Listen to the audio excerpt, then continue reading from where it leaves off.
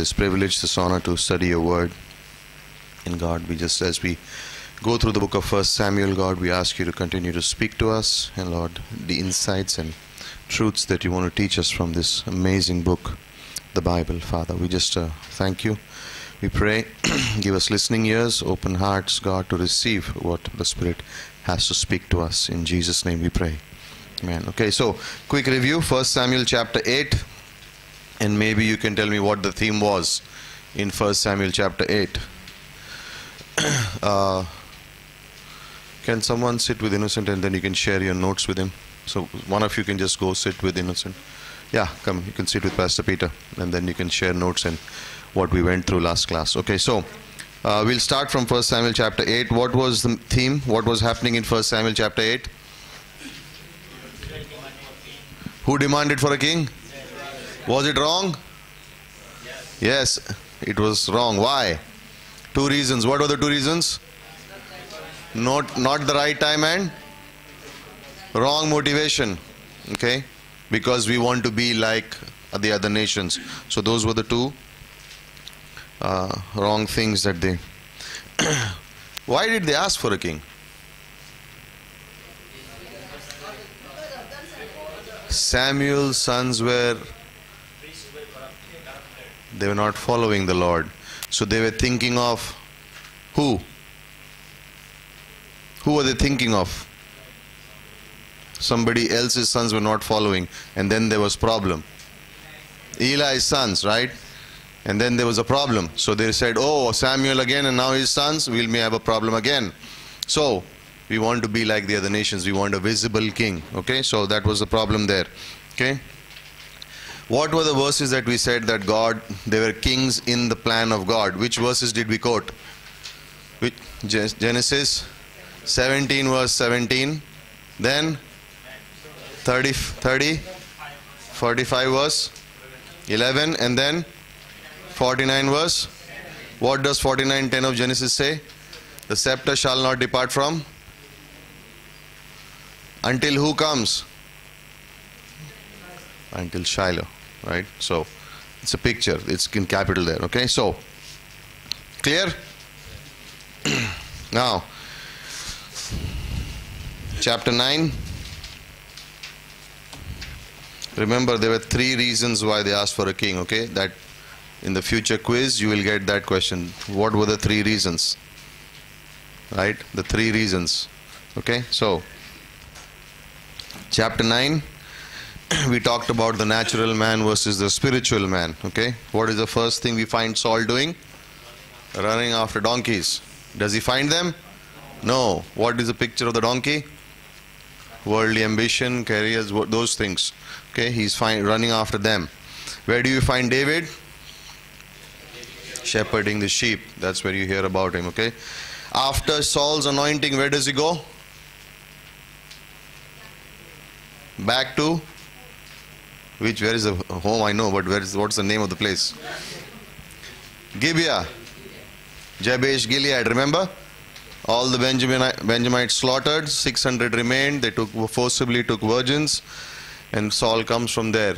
What else had happened? They did not side with the Benjamite in the war, in the civil war that happened in the book of Judges, chapter 19 to 21. Levite was walking. Concubine, remember the same thing, cuts them into 12 pieces. Okay, so remember those part. So Saul is anointed. Okay, so who is anointed in the Old Testament? Priest is anointed, and king, and where? Thank you very much. Old Testament. Somewhere in the Old Testament. So where do you find the anointing of the priest?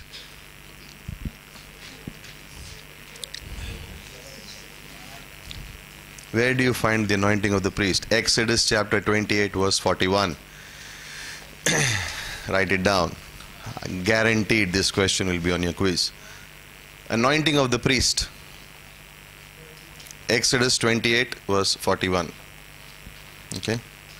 So when you think priest, where do you see the priesthood beginning? Who was the law being given to?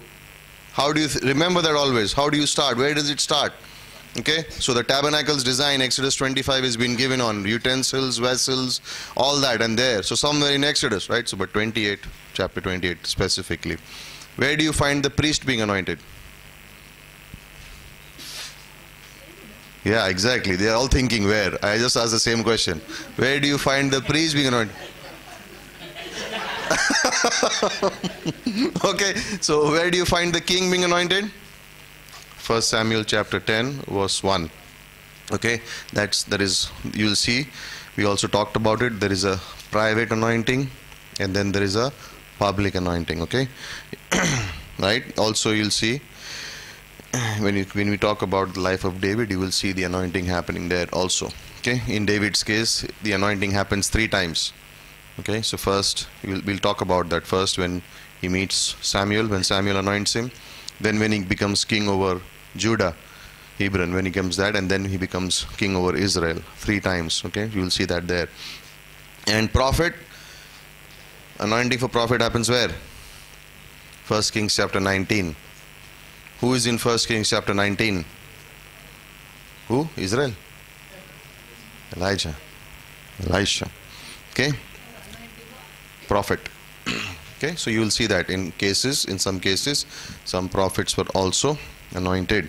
Now, when the priest was anointing, where would they be anointed? What was the procedure? Where would they apply the blood? After the anointing, where would they apply for service? Thumb. Which hand? Left or right? Okay, right hand's thumb. Then earlobe of the right. Right or left? Right. And toe of the right leg. Okay. What was the significance?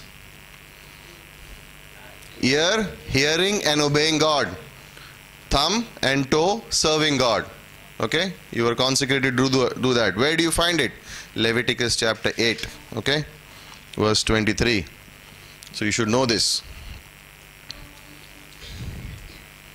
Okay. Then also in chapter 10 we said there were 3 signs given to Saul. Remember? What was the first one? In verse 2, there was direction. Verse 3, provision. And verse 6, transformation. Okay. So never we can say that God planned Saul to fall and then David would come up.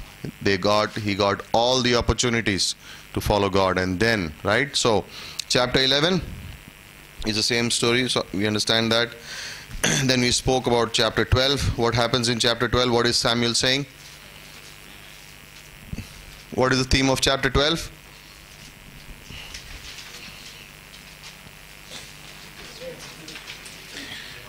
Reminder by Samuel. What was the reminder? God gave you the victory. God gave you the victory. It was not time for you to ask for him, yet you asked for a king. God gave you a king, but don't forget who gave you the victory. Okay, don't forget. Now, when we think of the anointing, are we anointed? Yes or no? Yes. Guaranteed. Yes. Where is it written? Thank you. What an amazing answer. Don't write it in the quiz. I'll give you 0. Remember that joke, 0? The Bible college teacher gave the student 0 and the student came back fighting. Why did you give me 0? He said, sorry, I cannot give you anything less than that. Okay, so is the believer anointed? 2 Corinthians chapter 1 verse 21, 1 John chapter 2 verse 20 and 27. Okay, relate to the believer's anointing. Okay, can the anointing be lost?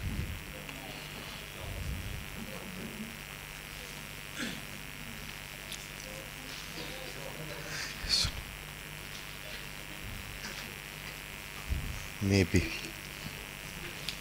Okay, we'll talk about that in a while. Okay, there are differences in the Old Testament and New Testament. Do not think of it in the same way. Okay, there's a reason. Now, chapter number 13. Okay, and as we said last Wednesday a little bit, we'll cover that. So, chapter 13, 14 and 15 are three tests of Saul. Okay, the three tests of Saul. Okay, chapter 13 is the faith test. So, chapter 13, 1 Samuel chapter 13. Saul was 30 years old when he began to reign, and he reigned 42 years over Israel. Okay, in some translation it mentions 2 years. Okay, so that's not correct, that's a little error there, but it's 42 years. Saul chose for himself 3,000 men of Israel, of which 2,000 were with Saul in Michmash in the hill country of Bethel, while 1,000 were with Jonathan at Gibeah of Benjamin. But he sent away the rest of the people, each to his tent. Jonathan smote the garrison of the Philistines that was in Geba. Philistines heard about it. Saul blew the trumpet throughout the land, hearing, let the Hebrews hear. Okay, now in verse 4, verse 5, the Philistines assembled to fight Israel, 30,000 chariots, 6,000 horsemen, people like sand which is to the seashore in abundance. And they came up and camped. When the men of Israel saw some of the Hebrews crossed the Jordan, verse 7, into the land of Gad, Gilead. But as for Saul, he was still in Gilgal. All the people followed him trembling.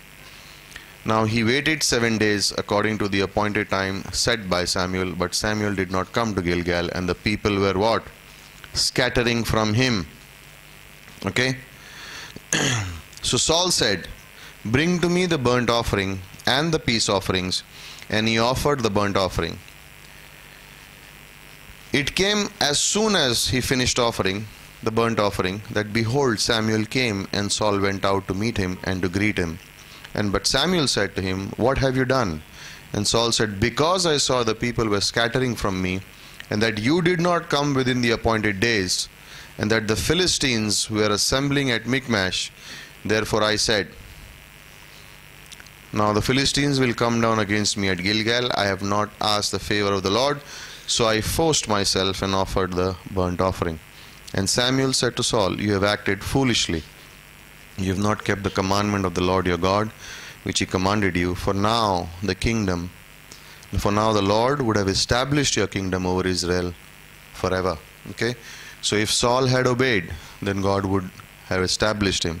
Now there is, when you see these portions of scripture, now he waited 7 days according to the appointed time set by Samuel. That's in 1 Samuel chapter 10 verse 8. He says, you go, and after 7 days I'll come and do the offering. Probably Samuel came at the last hour. But what was Saul looking at?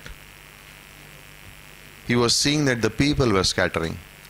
He had no respect for what God had said, and he had no respect for the man of God had said. And there seems to be a little bit of a familiarity between him and Samuel. Oh, Samuel anointed me. Now why do I need to listen? I am the king now. Now, was he anointed to be a priest? Was he anointed to do those things? No. He was not, what he was not anointed for, he tried to do that. In the Old Testament, whenever we see anointing, what does it mean? It means that the Holy, it was never speaks about salvation. Remember that. It speaks about service. So in the Old Testament, when you see he was anointed, it means he was set apart, which means God would give the Holy Spirit to the individual to empower him to serve him. God would give the Holy Spirit to the individual to empower, to give him strength to serve God. That was the reason why the person was anointed. It was a clear declaration saying, this person, now God is empowering him and setting him apart so that he can serve God. He's been selected by God for service. Okay? It had nothing to do with salvation.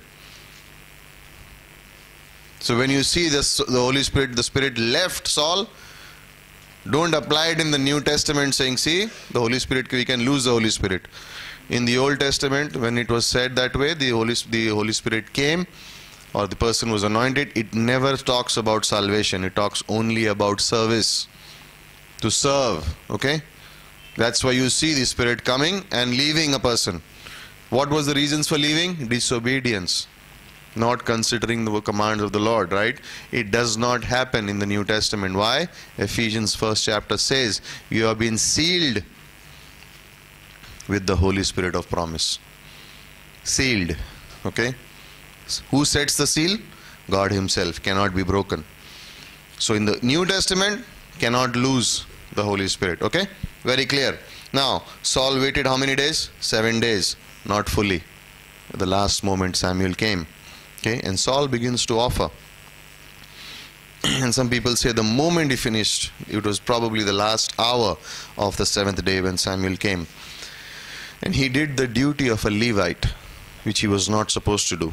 Okay? In Numbers chapter 18 verse 7 speaks about what the duty of the priest is. Okay? So here in the test of faith, Saul basically fails, one, to trust God, and he also fails to trust the man of God. He was given clear instructions, clear commandments, what to do, what not to do, but he fails to trust him. And he has no faith, he exercises no faith. Okay? And sometimes you can think about this. Why do tests come into a believer's life? Maybe it's to test our spirituality, how spiritual we are. And maybe those tests come to see how deeply spiritual you are. What's your level of commitment to the Lord? Right? And you can see that happening here also. Because the provisions for Saul are there.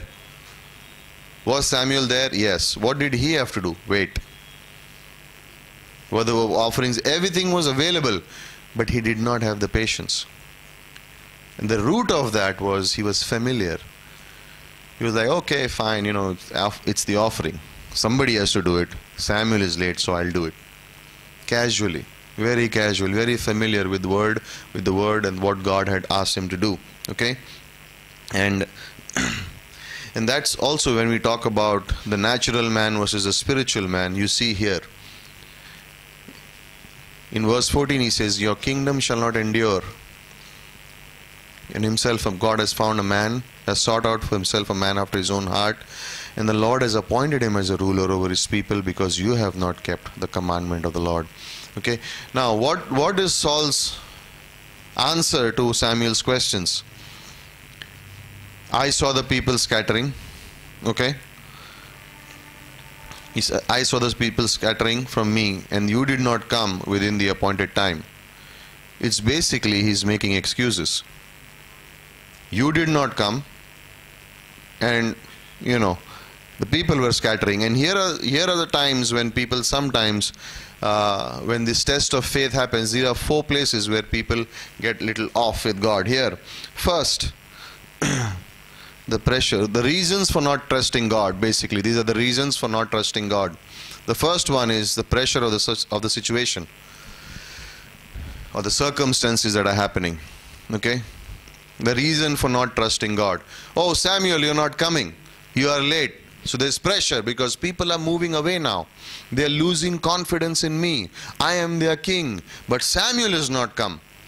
He should have been here by now. So there's a pressure of circumstances. Second, it's a disappointment in God's timetable. I am disappointed with God's timetable. Why not now? Why hasn't it happened so far? These are the reasons that people have for not trusting God. Okay? And these are common all over. Disappointment in God's timetable.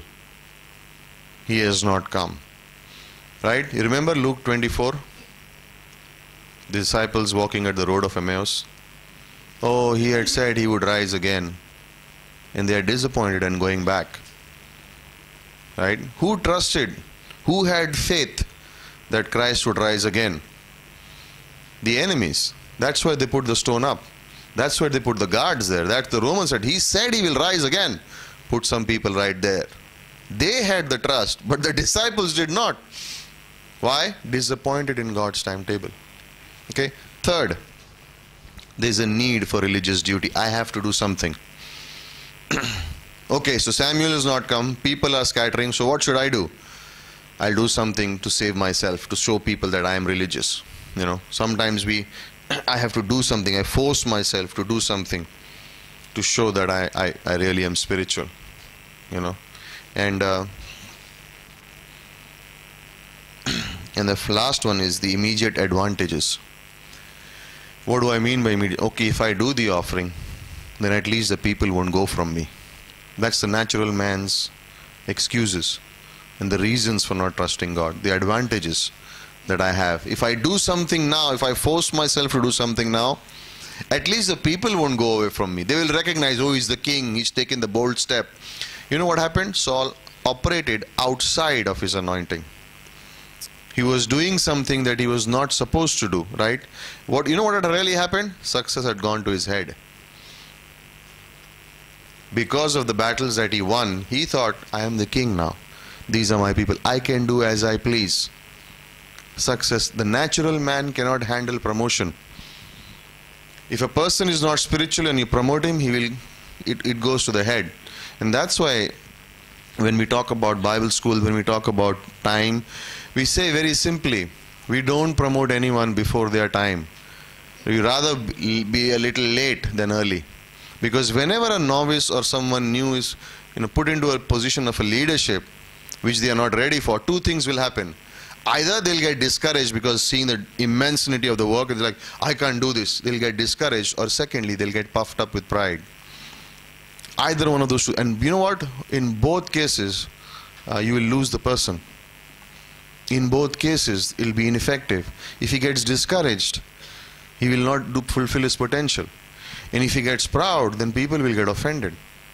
Because he's there before, and those things happen. And so, like we see in our ministry, I'm not saying that there are exceptions to the rule, but yeah, but the reason is we say, why 3-year Bible college? Why 4-year Bible college? Why after Bible college straight away they are not ordained? It's wisdom. Observe the man, give them some you want to see what the person is made up of? Give them a little bit of responsibility and power. And you will immediately know how spiritual they are. Give a person some responsibility and give them some power in their hand to do something. And you will realize, if they begin to shout, scream, tell you, oh, you do this, you do this. Character, that comes out right away. Are they spiritual or not will come out right away. Just give them responsibility and you will find out where they are spiritually. It's very easy. And Saul here just failed that test of faith. Because he had got that power, he had got success, and pride came in. Pride came in. Remember how he started? I am from Benjamin. I am from a small tribe. Was he really humble? We can never say. It seems like there was a little bit of false humility there. But it just came back straight away. Okay, he crossed his limits, right? You know what was the biggest crime in those days? To rebel against a king. To go against your own king was the biggest crime. And Saul just went against the King of Kings, right? He went against God, his king. And there's nothing there. I mean, he's not even talking about God there. There is no God in the picture. In verse 12 he says, therefore I said, now the Philistines have come. He does not even consult God. And that's like the natural man's picture again. The person who is not walking in the Holy Spirit, depends upon self, looks at the circumstances around, looks at things going around, and never consults God. And says, let me go forward and see. Presumption. If this works out, then it is from God.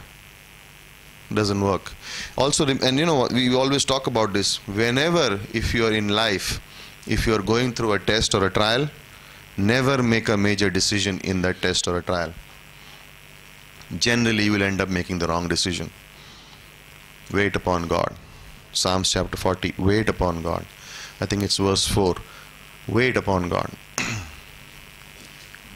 Something is going wrong in life. There's a test going on in your life. You're being tested. There's a situation that's coming in your life. Never make a big decision. Many people will make a big decision. You know what? I'll quit this job. I'll do this. I'll shift to another location. Things are not working out for me here. You know what? I'm going overseas. God is with me here also and there also. Oh, really?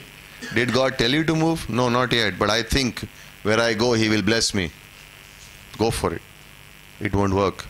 It does sometimes, it happens. And of course, in His sovereignty, things happen. But never make a major decision when you're in the midst of a problem or in the midst of a trial or a test. Never. Emotions are high at those times. And if you really want to make a decision, consult. Go to godly people. Ask. Seek God even more. And you will watch and you will see when the thing gets over, then you will realize why it happened. And then God will lead you in a direction that He wants you to take. Never be in a hurry to take a decision in a test. Never. You will end up doing something that you wish you did not do. Okay, so we've been taught that, so don't try to do that. Okay, so okay, and in verse 15, Samuel arose, went up from Gilgal to Gibeah. Benjamin, Saul numbered the people who were present with him, about 600 men. Remember in the beginning how many men were there? 2,000. 1,000 to Jonathan, 2,000 to Saul. There are now 600 only. Saul and his son Jonathan and the people who were present with him were staying at Gibeah, and you can read that. Raiders came, another company, Beth Horon, another company turned towards the border. Verse 19, now no blacksmith could be found in the land of Israel, for the Philistines had said, otherwise these Hebrews will make swords and spears. Okay, so the Philistines did not allow any blacksmiths in Israel. There were only two swords, one was with Saul and one was with Jonathan. So you can imagine how Israel fought. Okay, we will talk about that later, but there is nothing there. And look at verse 21. The charge was 2/3 of a shekel of a plowshares. They made it very expensive. So it came about on the day of battle that neither sword nor spear was found in the hands of any of the people who were with Saul and Jonathan, but they were found with Saul and his Jonathan, and garrison of the Philistines went out. Can you imagine only two men having swords and yet they would win? Can you imagine that? That Israel would still win battles with only two men having swords? How was it happening? Don't you think they should have said it is God who is giving us the victory? It was so clear because only two men had swords in a battle. And they're like, but it also makes us understand that the battle is always spiritual. Right? The weapons of our warfare are what? Not carnal, they are spiritual. Ephesians chapter 6 are your weapons. The sword of the Spirit, the word of God, prayer, gospel, all those things, the shield of faith, the weapons of our warfare. Right? They are supernatural. They are not natural weapons. Okay? So and you will see the failure here of Saul is something deeper. Do you see him apologizing here? Do you see him repenting in chapter 13? There is no repentance. The issue was not failure. The issue was there was no repentance, which means he was not sorry in his heart. Why are people not sorry in their heart? You know why? Only pride. When there is pride in the person's heart, they are not sorry when they do something wrong. They expect people like, oh, forget it, yeah, he will forgive me now because, I am who I am, right? And so there is no repentance. When you will see later on in David's life, every time there is a problem, you will see somehow the repentance comes in. And there is a difference, and that's the reason. Failure is never the issue, remember that. Failure is never the issue. What you do after the failure is what counts. Because is any one of us perfect? If there is, please let me know. I would like to meet. There is none. Which means what? Will everyone fail at some time? Yes. But what you fail is not the issue. What you do after your failure, that's the issue. If you continue to live like a failure, never repent, that's the problem. But if you go back to God and say, sorry Lord, I'm not doing this again. And you turn away and you say, I'm going to fall. You know what's the best thing to do? How do you defeat failure, sin, disobedience? You know how you do it? Obedience to God. You fail, you say, I'm going to obey God. Don't think about, I have a weakness, I have a weakness, I have a weakness. Think like this, in God, God will give me the strength. In God, I have victory. In God, I have the... Think about what God has done for you. Don't think about your failures. You think about your failures, you continue going to fail. How will I get over this sin? How will I get over this sin? I will not do it. I will not do it. I will not do it. I will not do it. I did it. Because you know what? You're focusing on what? Your sin. Don't focus on the failure. Focus on God. I sinned. God, I'm going to worship you. Get into the Bible more. Read the Bible more. Right?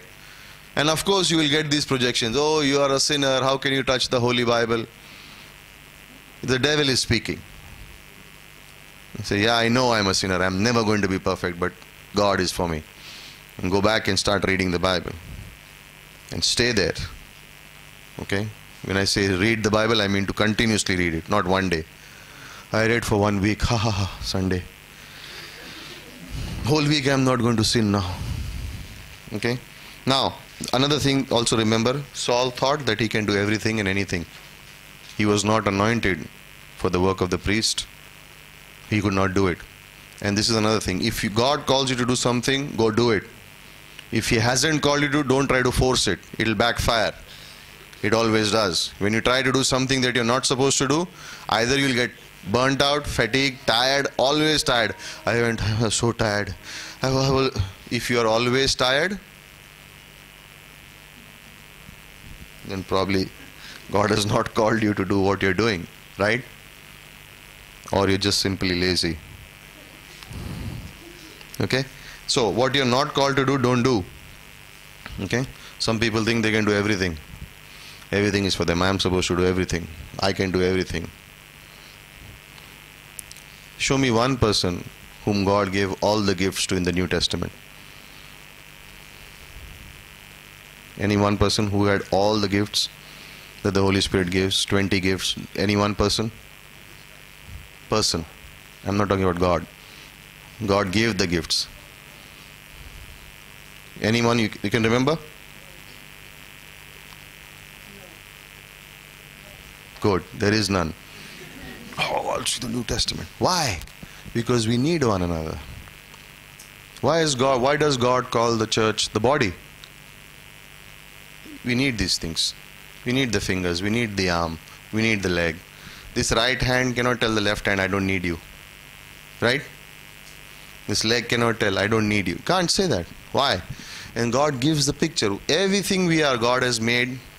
You look around nature, you look around the world, you look at yourself.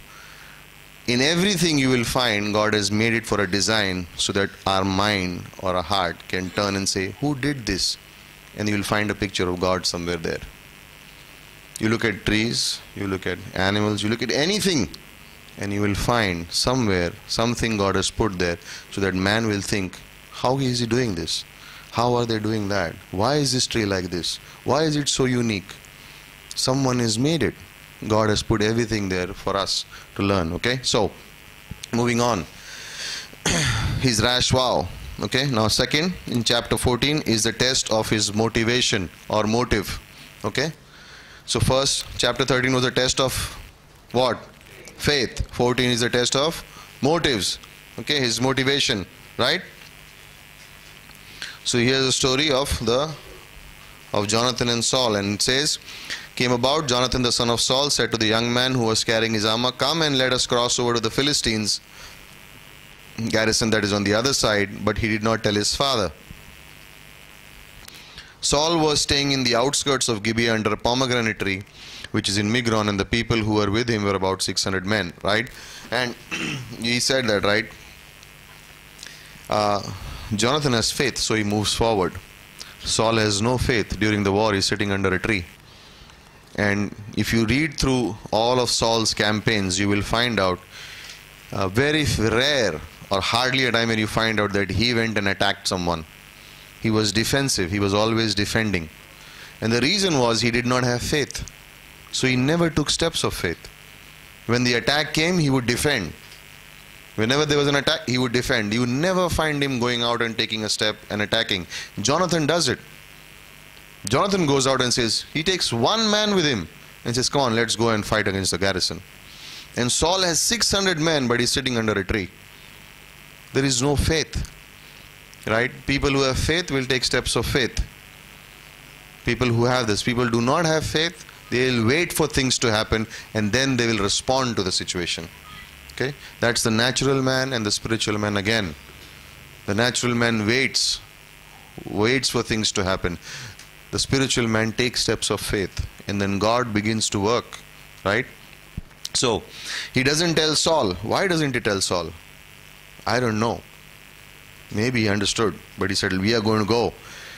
Okay, and then in verse 4, between the passes which Jonathan sought to cross over to the Philistine garrison, there was sharp crag on one side and on the other side.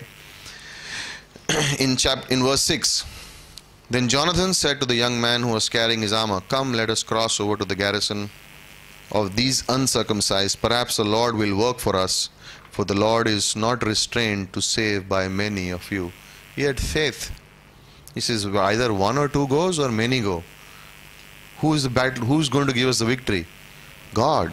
You see, right? Is there any reason? Now you understand why the heart of Jonathan was knit, the soul of Jonathan was knit with David. Both had the same type of passion. Both trusted the Lord as for big things. They had the same thoughts in their mind. And he says, I'm going with one to take on the army.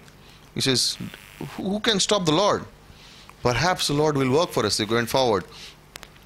And his armor bearer said to him, do all that is in your heart. Faith is contagious. You stay around people who have faith, you will also get bold. You stay around people who have no faith, it will affect you. It's like common cold. One person sneezes, soon you also got it. Right? In the family, 4 are in the family, child gets cold, parents are taking care, soon the parents get cold. It's the same thing with people with faith. You hang around people who have faith, you will also develop the life of faith. You hang around people who have no faith, you will get the same thing. And you will see that you can see it in groups. Not here, I'm just saying, if somebody... No, I'm not talking about this room, but you can see it. The people who have no faith will hang together. The people who have faith will talk the language of faith. They will be open, they will be talking about it. Let's go here, let's do this. The other one is saying, yeah, I'll be praying. You go, I'll pray.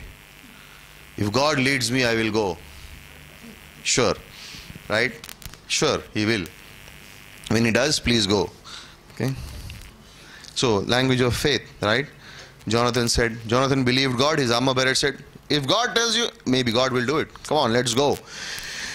Then Jonathan said, we'll cross over to the men and reveal ourselves to them. If they say, wait, we will come to you, then we will stand in our place and not go up to them. But if they say, come to us, we will go up to them. That means the Lord has given them into our hands. That shall be a sign to us. When both of them revealed themselves to the garrison of the Philistine says, Hebrews are coming out of the holes. So the men of the garrison hailed Jonathan and said, come up, and we will tell you something. And Jonathan said, come up after me, the Lord has given them into the hands of Israel. Jonathan climbed up on his hands and feet with his armor bearer behind him. And the armor bearer put some people to death. They fell before Jonathan. The first slaughter which Jonathan and his armor bearer made was about 20 men within half a furrow in an acre of land. They just went up by faith and said, if these guys tell us come, then that is a sign God is giving us. Because why? They are down, they are up. They are at a disadvantage. And faith saw those things. By faith he said, if they call us, God has told us they are in our hands. And they went on their hands and feet. They crawled up quickly and they said, okay, God is giving them to us. Who's got the sword? Only one guy. What does the other one have? I have no idea. He's calling his shield or something. And they take 20 people. They defeat 20 people right there. And in verse 15, there is a trembling in the camp. And among the people, even the garrison and the raiders trembled, and the earth quaked, and it became a great trembling. Earthquake. Why? To shake up Saul. Wake up, you're under a tree. Right? It's a step of faith. And Saul's watchmen in Gibeah of Benjamin looked, and behold, the multitude melted away. And they went, so Saul's watchmen watched, and they saw, okay, there is a fight going on somewhere. And Saul said, who went to fight there? We are all here. And then they numbered and they found out Jonathan and his armor bearer are not there. Okay. In verse 19, it happened while Saul talked to the priest. So in verse 18, Saul said to Ahijah, bring the ark of God here, for the ark of God was at that time with the sons of Israel. Then Saul said to Ahijah, bring the ark of, verse 19, it happened when Saul talked to the priest that the commotion in the camp of the Philistines continued and increased. So Saul said to the priest, withdraw your hand. What's happening was, the Philistines began to fight amongst themselves. And when you say here, he says, withdraw your hand. Saul tells to the priest, withdraw your hand. You know what it means? It means the will of God is very clear. We're just going to go forward. Remember, the priest would carry the Urim and Thummim, and they would want to know, should we go in the battle or not go in the battle? And before he could do it, Saul tells the priest, don't do it. It's very clear. God's will is, we know what is God's will. Okay? So, In many years ago, Pastor, I think Brother Rajkumar was here and he was preaching. And he said, there is a time to pray and then there is a time to take action. He says, when it's time to pray, don't work, pray. And when it's time to do some work and take action, don't sit and pray.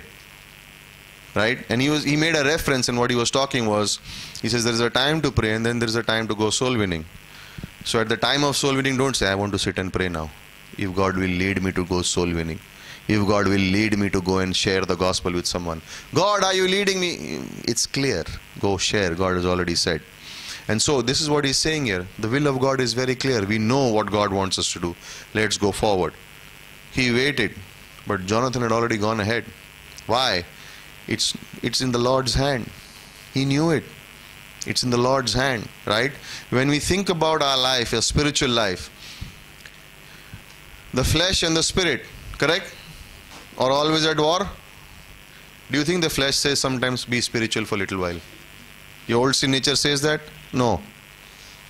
Does the spirit say follow the spirit at all times, be filled? Ephesians 5:18. Does it say be filled? Right? No, I'll follow the spirit half a day and my flesh half a day. Doesn't work. Doesn't work, right? And so that's what it is. You can't be like on both sides. You can't be on both sides, okay? So in verse 17, Saul felt the earthquake. In 19, withdraw your hand. And in verse 24, the men of Israel were hard pressed on that day, for Saul had put the people under oath. Cursed be the man who eats food before evening, and until I have avenged. What was his motivation? Himself. He was thinking about himself. The motivation was not that God would get the victory, the people would rejoice. No. Until I have avenged myself on my enemies. So what does he do?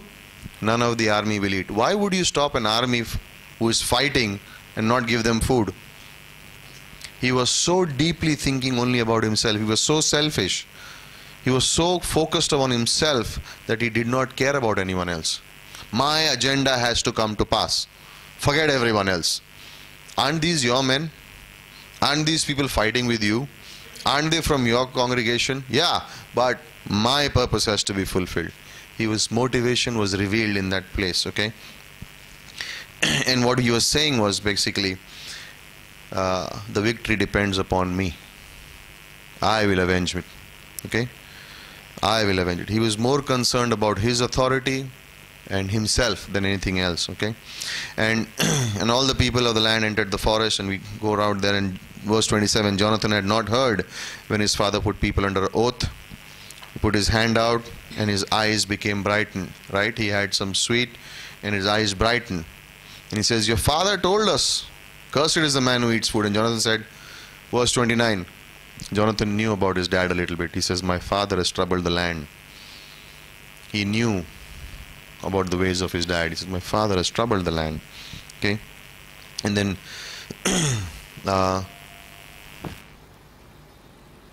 in verse 37,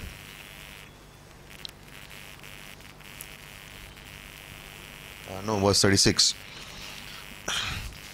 Saul says, let us go down after the Philistines by night and take the spoil among them until the morning light, and let us not leave a man of them. And they said, do whatever seems good to you. So the priest said, let us draw near to God here. And Saul inquired of God, shall I go down after the Philistines? Will you give them into the hand of Israel? But he did not answer him that day. Now you don't see God answering Saul anymore, right? You don't see that there. Why? He's not walking with God anymore. He's only concerned about himself, what he was doing. He was not concerned about what God wanted to be done. He would do something and then he would ask God, should I do it? What should I? And God never. Then you see, God just stops talking to him. There is nothing happening now. And this will increase his frustration in the later time, we'll see. Jonathan is occupied with God, and you see victory in his life. And you see that he's thinking about God's victory. And Saul is thinking about himself. And then they drew near, and he finds out that Jonathan has disobeyed his commandment. And because he has said a word, he wants to kill his own son. You can see how selfish the man is. Like, oh, Jonathan disobeyed, let's kill him. And it's in verse 45, the people said to him, must Jonathan die who has brought a deliverance in Israel? That the people had to tell the king, what are you thinking? Because of this guy we won the battle. And you want to put him to death because he did not obey you? Didn't he follow God? Didn't he bring about a victory? You know? And so the person that he should be thanking is the person he's thinking about killing. The person he should be saying, well done, he's saying, I'll kill you. You know? Natural person. Not occupied with God, not occupied with the things of God, but what suits me. If it doesn't suit me, I don't care what you have done. And you know, and this can happen anytime. This can happen to people. This happens all the time. It is very common in the world. Right? Selfishness, very common. And sometimes it can come into a church also. Be very careful. We are not naturally minded. We should be spiritually minded. And therefore we are not selfish. We esteem one another. Correct? Esteem one another. Many times, right? In a computer, it's the smallest chip sometimes which is the most essential part of the machine. Sometimes it's the smallest part on which the whole machine runs. And so we don't say you are small or you are big or you are this, or everyone's equally important where God has placed them. Right? And in this place, because Saul is so much thinking about himself, he does not even appreciate what his son has done. The people have to remind him, your son brought the victory. Yeah, but he disobeyed my command. Yeah, but God gave him the victory. Yeah, but he disobeyed what I said. I would have avenged. He still didn't get it.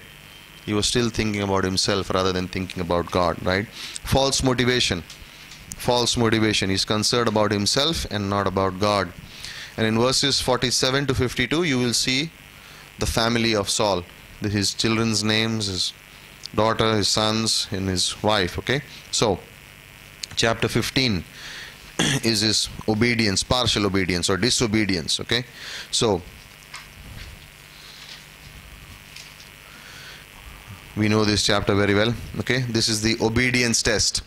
13 is faith test. 14 is motivation test. 15 is obedience test, okay? His test of his obedience, okay? Samuel said to Saul, Lord has sent me to anoint you as king over his people. Now therefore listen to the words of the Lord. Thus says the Lord of hosts, I will punish Amalek for what he did to Israel. When did Amalek harass Israel? Exodus chapter 17, when they were coming out, remember, Amalek came in, then there was a battle, right? Amalek always represents the flesh, the old sin nature. Okay, Amalek is always a picture of the old sin nature. The old sin nature is always at enmity with God. Okay, the old sin nature will always try to weaken your walk with God.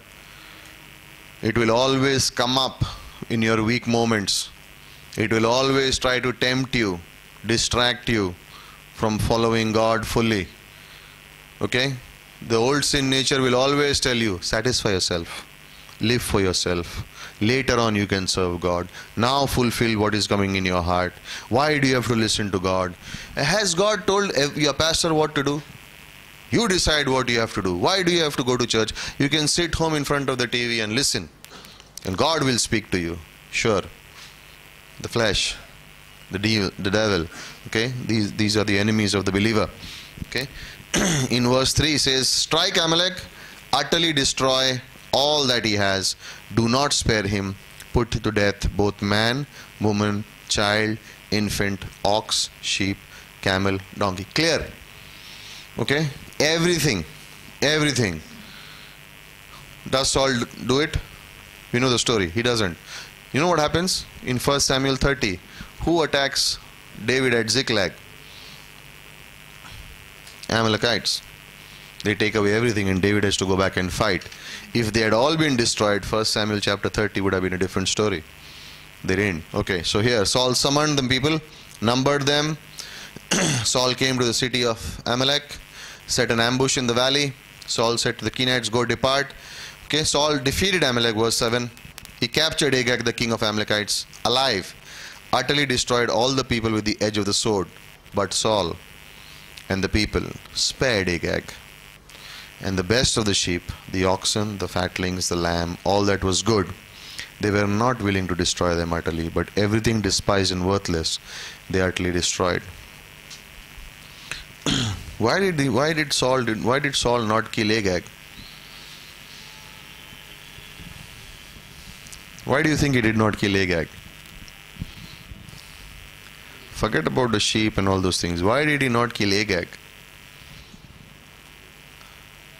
In the Old Testament, remember, when the king would come back victorious, he would bring the enemies, right? The whole city would gather and they would shout, right? There would be a procession, remember?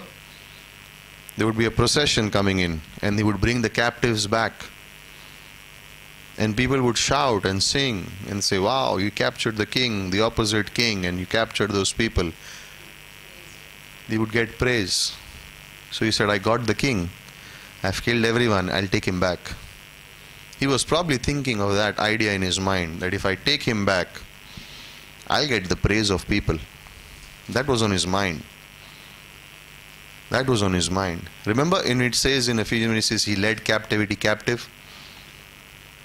When Jesus defeated the devil on the cross, when he resurrected, ascended, he took all the Old Testament believers to heaven. Procession of a king. It's going to happen again in the second coming, when he comes. It's going to be a victorious battle. So here, instead of total destruction, how do you know that? Read verse 12. Samuel rose early in the morning to meet Saul, and it was told to Samuel that Saul came to Carmel, and behold, he has set up a monument for.